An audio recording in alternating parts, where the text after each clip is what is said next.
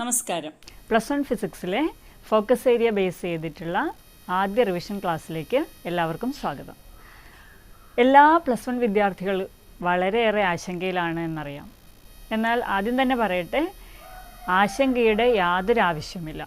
കാരണം നമ്മുടെ എക്സാം നടക്കാൻ പോകുന്നത് ഫോക്കസ് ഏരിയ ടോപ്പിക്സ്, അതായത് +1 സിലബസിലെ ഏറ്റവും പ്രധാനപ്പെട്ട ടോപ്പിക്കുകളെ അടിസ്ഥാനമാക്കിയാണ്. ആ ടോപ്പിക്കുകൾ മാത്രം പഠിച്ചാൽ മുഴുവൻ മാർക്കും സ്കോർ ചെയ്യാൻ കഴിയും. +2 എക്സാം ഈ രീതിയിൽ നടന്നു കഴിഞ്ഞതാണ്. അപ്പോൾ ആ ഫോക്കസ് ഏരിയ ടോപ്പിക്സിൽ വരുന്ന എല്ലാ കാര്യങ്ങളും വളരെ കൃത്യമായി പഠിച്ചാൽ തീർച്ചയായിട്ടും ഇതുവരെ കൃത്യമായി കാര്യങ്ങൾ പഠിച്ചിട്ടില്ലെങ്കിലും നോട്ട്സ് ഒന്നും എഴുതിയിട്ടില്ലെങ്കിലും ഇനി അങ്ങോട്ടുള്ള ദിവസങ്ങൾ വളരെ ആസൂത്രണത്തോടു കൂടി ഉപയോഗിച്ച് കഴിഞ്ഞാൽ തീർച്ചയായും നിങ്ങൾക്ക് വളരെ നല്ല മാർക്ക് സ്കോർ ചെയ്യാൻ കഴിയും. നമ്മുടെ ചാനലിൽ ഇനി +1 ഫിസിക്സിലെ ഫോക്കസ് ഏരിയ ടോപ്പിക്സിൽ ബേസ് ചെയ്തുകൊണ്ടുള്ള റിവിഷൻ ക്ലാസ്സുകളാണ് തുടങ്ങുന്നത്.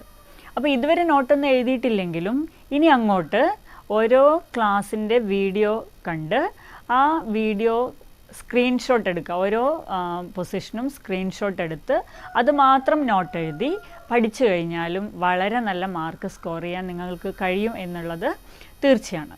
അപ്പോൾ ഇന്ന് മുതൽ ഇനി ഒട്ടും സമയം പാഴാക്കാനില്ല.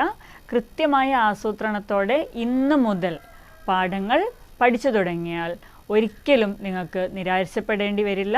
+1 മാർക്ക് വളരെ വളരെ പ്രാധാന്യമുള്ളതാണ്. കാരണം +2 അല്ലെങ്കിൽ ഹയർ സെക്കൻഡറി മാർക്ക് എന്ന് പറയുന്നത് +1 +2 2 വർഷത്തെ മാർക്കുകൾ കൂട്ടി ലഭിക്കുന്നതാണ്. അപ്പോൾ അതുകൊണ്ട് തന്നെ +1ൻ്റെ മാർക്ക് എന്നത് വളരെ വളരെ പ്രധാനപ്പെട്ടതാണ്. അപ്പോൾ അത് എങ്ങനെ നല്ല മാർക്ക് സ്കോർ ചെയ്യാം എന്നുള്ള കാര്യങ്ങൾ കൂടി പറഞ്ഞു തരാം. അതായത് ഫോക്കസ് ഏരിയ ടോപ്പിക്സ് കൃത്യമായി പഠിക്കുക, അതിൽ വരുന്ന കാര്യങ്ങൾ എഴുതി പഠിക്കുക, ഡെറിവേഷൻസ് പോലെയുള്ള കാര്യങ്ങൾ കൃത്യമായി എഴുതി തന്നെ പഠിക്കണം. ഫിസിക്സ് എന്ന് പറയുന്നത് സാധാരണ രീതിയിൽ വായിച്ച് ഇംഗ്ലീഷ് അല്ലെങ്കിൽ ലാംഗ്വേജ് പോലെ വായിച്ച് പഠിക്കാൻ പറ്റിയൊരു വിഷയമല്ല. കൃത്യമായി കാര്യങ്ങൾ എഴുതി പഠിക്കുക. ആ ഡെറിവേഷൻസൊക്കെ വളരെ ഈസിയായി പഠിക്കാൻ കഴിയുന്ന രീതിയിലാണ് ക്ലാസ്സുകൾ നിങ്ങൾക്ക് ലഭിക്കുക. പിന്നീട് എല്ലാ ചാപ്റ്റേഴ്സും ഇതേ രീതിയിൽ കവർ ചെയ്തതിന് ശേഷം അവസാനം നിങ്ങളുടെ മോഡൽ എക്സാമിന് മുമ്പായി എല്ലാ ചാപ്റ്റേഴ്സിൽ നിന്നുള്ള പോസിബിൾ ക്വസ്റ്റ്യൻസ് വരാൻ സാധ്യതയുള്ള മുഴുവൻ ചോദ്യങ്ങളും അടിസ്ഥാനപ്പെടുത്തി ഒരു ക്ലാസ് ഉണ്ടാവും. അപ്പോൾ നിങ്ങൾക്ക് മോഡൽ എക്സാം നടക്കും. ആ മോഡൽ എക്സാം കൂടി കഴിയുന്നതോടെ എങ്ങനെ പരീക്ഷ അപ്രോച്ച് ചെയ്യണം അല്ലെങ്കിൽ പരീക്ഷ ഏത് രീതിയിൽ എഴുതണം എന്നുള്ള കാര്യങ്ങളെല്ലാം വളരെ വിശദമായി വളരെ കൃത്യമായി നിങ്ങൾക്ക് മനസ്സിലാവും. അപ്പോൾ യാതൊരു ആശങ്കയുടെയും അടിസ്ഥാനമില്ല. ഒരു ആശങ്കയ്ക്കും സമയം കളയാതെ കൃത്യമായ ആസൂത്രണത്തോടെ കിട്ടുന്ന അവസരങ്ങൾ കൃത്യമായി ഉപയോഗപ്പെടുത്തി ഇന്ന് മുതൽ തന്നെ പഠിച്ചു തുടങ്ങുക. ഇതുവരെ പഠിച്ചിട്ടില്ലെങ്കിൽ ഒന്നും അതൊരു വിഷയമാക്കേണ്ടതില്ല.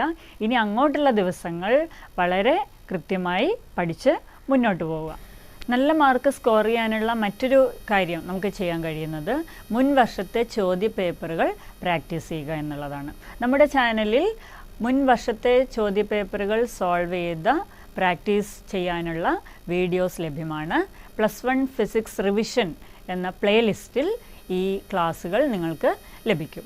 അപ്പോൾ കൃത്യമായി അവസരങ്ങൾ പ്രയോജനപ്പെടുത്തി സമയം കൃത്യമായി ആസൂത്രണം ചെയ്ത് ഒരു നിമിഷം പോലും ഇനി പാഴാക്കാനില്ല.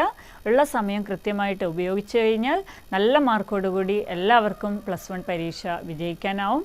എല്ലാവർക്കും ആശംസകൾ. ഇനി ഇൻ്റർനാഷണൽ സിസ്റ്റം ഓഫ് യൂണിറ്റ്സ് ഏതൊക്കെയാണെന്ന് നോക്കാം. CGS സിസ്റ്റം ലെങ്ത് സെൻറ്റിമീറ്ററിൽ മെഷർ ചെയ്യുന്നു, mass in gram, time in seconds. FPS foot, pound, second.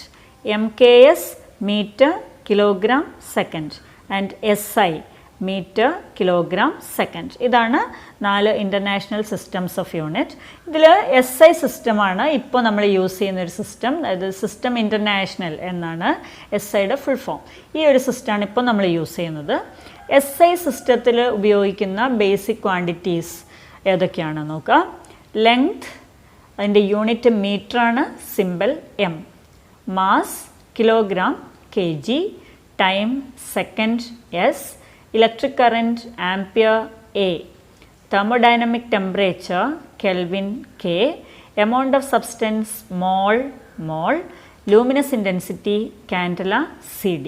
ഇത്രയും ബേസിക് ക്വാണ്ടിറ്റീസ് ആണ് SI സിസ്റ്റത്തിൽ യൂസ് ചെയ്യുന്നത്. അതിൻ്റെ SI യൂണിറ്റും അറിഞ്ഞിരിക്കുക, സിമ്പലും. SI സിസ്റ്റത്തിൽ ഉപയോഗിക്കുന്ന മറ്റ് 2 ക്വാണ്ടിറ്റീസ് ആണ് പ്ലെയിൻ ആംഗിളും സോളിഡ് ആംഗിളും. പ്ലെയിൻ ആംഗിളിൻ്റെ unit radian, symbol RAD. Solid ആംഗിളിൻ്റെ യൂണിറ്റ് സ്റ്റെറേഡിയൻ ആണ്, symbol SR. Two physical quantities of the same dimensions can be added together or subtracted from one another. അതായത് 2 ഫിസിക്കൽ ക്വാണ്ടിറ്റീസ് ആഡ് ചെയ്യണമെങ്കിൽ അല്ലെങ്കിൽ ഒരു physical quantity മറ്റൊന്നിൽ നിന്ന് subtract ചെയ്യണമെങ്കിൽ അത് രണ്ടും ഒരേ ഡയമെൻഷൻസ് ഉള്ളത് ആയിരിക്കണം.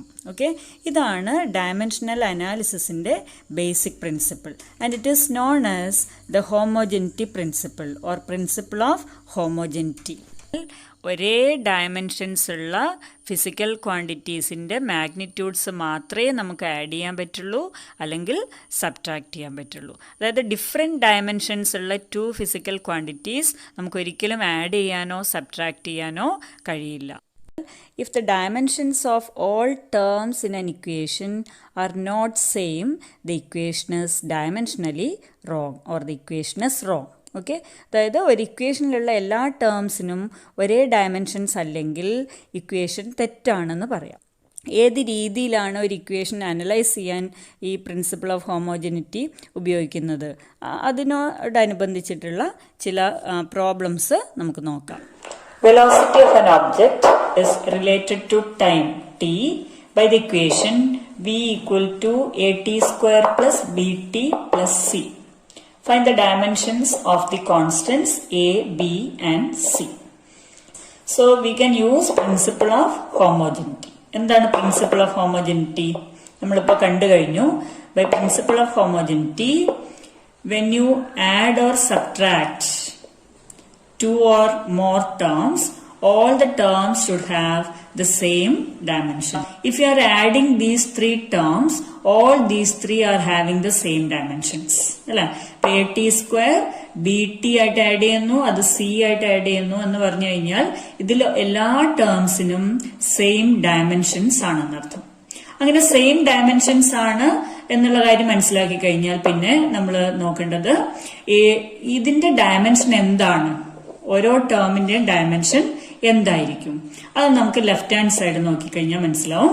ലെഫ്റ്റ് ഹാൻഡ് സൈഡിൽ നമുക്കുള്ളത് വെലോസിറ്റി ആണ്. ഓക്കെ, അപ്പൊ വെലോസിറ്റിയുടെ ഡയമെൻഷൻ തന്നെയാണ് at സ്ക്വയർ എന്നുള്ള ടേമിന്റെ ഡയമെൻഷൻ, അത് തന്നെയാണ് btയുടെ ഡയമെൻഷൻ, അത് തന്നെയാണ് cയുടെ dimension.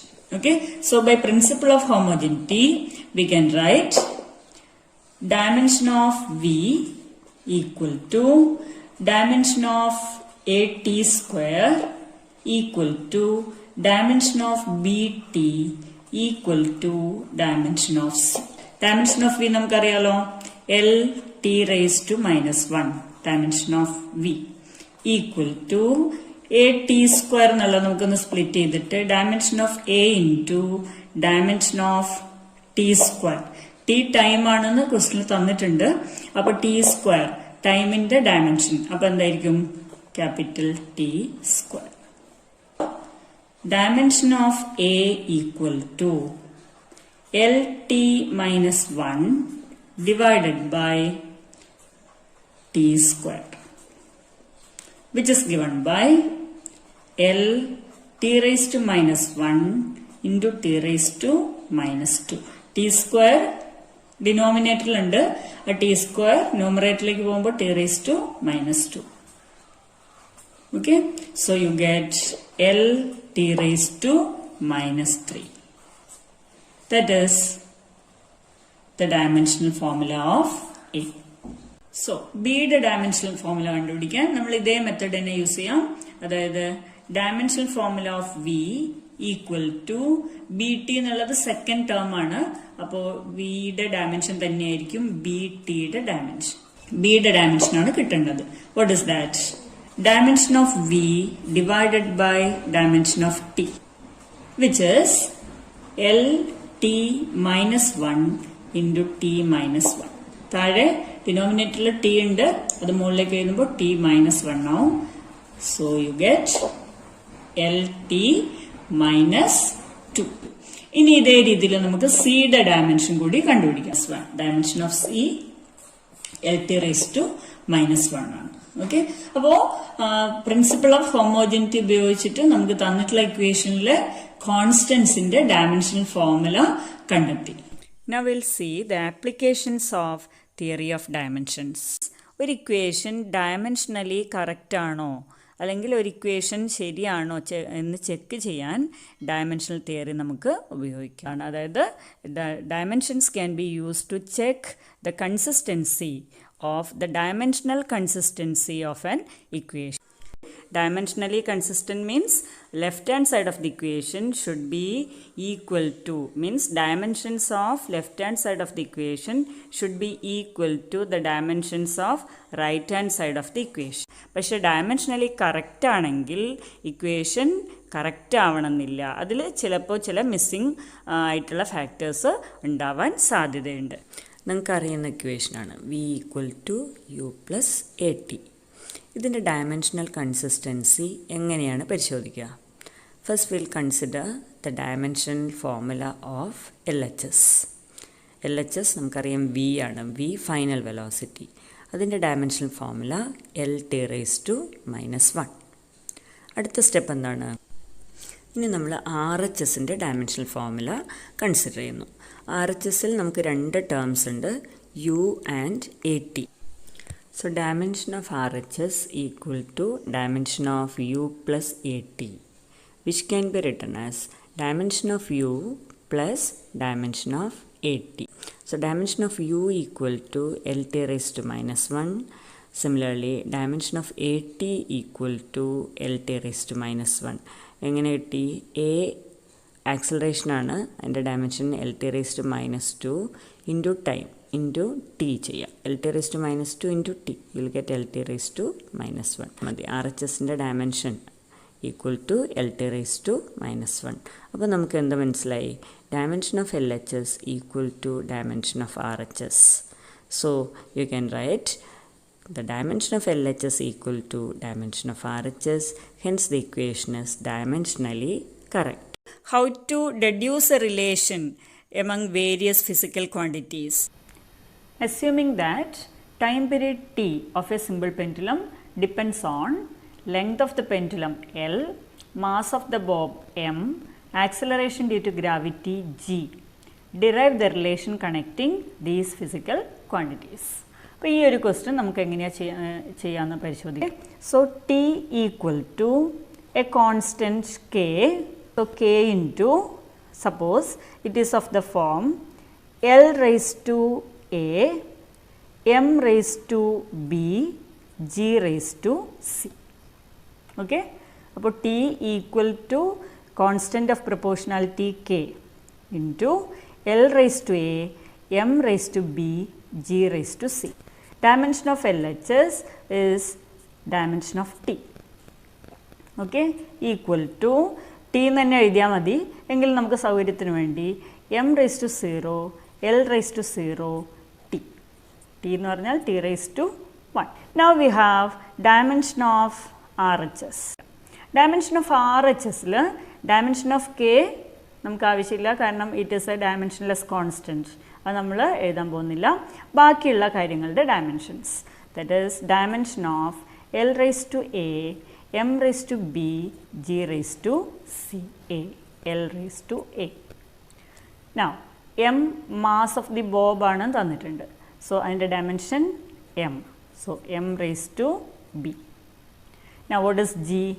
G is acceleration due to gravity. അതിൻ്റെ ഡയമെൻഷൻ ആക്സിലറേഷൻ്റെ ഡയമെൻഷൻ തന്നെയാണ്. That is L T raised to minus 2 all raised to C. Okay, dimension of RHS equal to, ആദ്യം നമുക്ക് ഈ ഓർഡറിൽ എഴുതാം, MLT എന്നുള്ള ഓർഡറിൽ എഴുതാം. അപ്പോൾ M raised to B. Okay, ഇവിടെ ഒരു M മാത്രമേ ഉള്ളൂ. അപ്പോൾ M raised to B, L raised to A ഇവിടെയുണ്ട്, ഇവിടെ L raised to LT raised to minus 2 all raised to C അല്ലേ. അപ്പോൾ L raised to C. Okay, ഇനി T raised to ഇവിടെ എന്താ ഉള്ളത്, minus 2C. T raised to minus 2C. So this can be written as dimension of RHS equal to M raised to B L raised to C, L raised to A into L raised to C, which can be written as L raised to A plus C T raised to minus 2C. LHSന്റെ ഡയമെൻഷനും RHSന്റെ ഡയമെൻഷനും equal ആയി. Dimension of LHS equal to dimension of RHS. രണ്ടും equal ആണ്. Dimension of LHS നമ്മൾ നേരത്തെ എഴുതിയതാണ്. M raised to 0, L raised to 0, T raised to 1. So we can write it as M raised to 0, L raised to 0, T raised to 1 equal to dimension of RHS. ഇപ്പൊ നമുക്ക് കിട്ടിയത് അതായത് M raised to B, L raised to A plus C, T raised to minus 2C. Okay, so dimension of LHS equal to dimension of RHS. Dimension of LHS is M raised to 0, L raised to 0, T raised to 1 equal to dimension of RHS M raised to B, L raised to A plus C, T raised to minus 2C. ഇനി നമുക്ക് എന്ത് ചെയ്യാം? അപ്പൊ ഇത് equal ആവണമെങ്കിൽ അതിന്റെ അർത്ഥം എന്താ? എമ്മിന്റെ പവേഴ്സ് ലെഫ്റ്റ് ഹാൻഡ് സൈഡിലുള്ളതും റൈറ്റ് ഹാൻഡ് സൈഡിലുള്ളതും ഈക്വൽ ആവണം. അതുപോലെ എല്ലിന്റെ പവേഴ്സ് ലെഫ്റ്റ് ഹാൻഡ് സൈഡിലുള്ളതും റൈറ്റ് ഹാൻഡ് സൈഡിലുള്ളതും ഈക്വൽ ആയിരിക്കണം. Similarly for T you can write B equal to 0. Okay, ഇനി എല്ലിന്റെ പവേഴ്സ് ഇക്വേറ്റ് ചെയ്യാം. എല്ലിന്റെ പവർ ഇക്വേറ്റ് ചെയ്യുമ്പോൾ എന്താ വരിക? ലെഫ്റ്റ് ഹാൻഡ് സൈഡിൽ 0, റൈറ്റ് ഹാൻഡ് സൈഡിൽ A plus C. So you can write A plus C equal to 0. Then ടിയുടെ പവേഴ്സ് ഇക്വേറ്റ് ചെയ്യാം. എന്ത് കിട്ടും? ലെഫ്റ്റ് ഹാൻഡ് സൈഡിൽ 1, റൈറ്റ് ഹാൻഡ് സൈഡിൽ minus 2c. So minus 2c equal to 1. Okay, അപ്പോ B equal to 0 എന്ന് കിട്ടി. ഇനി ഈ ഒരു ഇക്വേഷനിൽ നിന്ന് നമുക്ക് എന്ത് കിട്ടും? Minus 2c equal to 1 or c equal to minus 1/2 എന്ന് കിട്ടില്ലേ? Okay, so B equal to 0, c equal to minus 1/2. അത് നമുക്ക് ഇവിടെ സബ്സ്റ്റിറ്റ്യൂട്ട് ചെയ്യാം. So a minus 1/2 equal to 0 or a equal to 1/2. Okay, c minus 1/2 ആണല്ലോ. So a minus 1/2 equal to 0 or a equal to 1/2. അപ്പൊ ഇതിൽ നമുക്ക് a b c യുടെ values substitute ചെയ്യാം. So you'll get t equal to k into l raised to a അല്ലേ? a ക്ക് പകരം 1/2, l raised to 1/2. M raised to B ആണ്, അത് 0. Then G raised to C ആയിരുന്നു, C ക്ക് പകരം minus 1/2. Okay, which can be written as now T equal to K into L raised to 1/2 means root of L. Similarly, G raised to 1/2 means root of G. Okay, which is K into root of L by G. Time period of simple pendulum does not depend on mass of the bob. Class നിങ്ങൾക്ക് useful ആയിട്ടുണ്ടാകുമെന്ന് വിചാരിക്കുന്നു. മുഴുവൻ ക്ലാസ്സുകളുടെയും മുഴുവൻ ടോപ്പിക്കുകളുടെയും ലിങ്കുകൾ ഈ വീഡിയോയുടെ ഡിസ്ക്രിപ്ഷനിൽ കൊടുക്കുന്നുണ്ട്. വിശദമായ ക്ലാസ്സുകൾ ആവശ്യമുള്ളവർക്ക് അത് ഉപയോഗിക്കാവുന്നതാണ്. എന്തെങ്കിലും സംശയം ഉണ്ടെങ്കിൽ കമൻറ്റ് ചെയ്യുക. തുടർന്നുള്ള ക്ലാസ്സുകൾക്കായി ചാനൽ സബ്സ്ക്രൈബ് ചെയ്യുക. Thank you.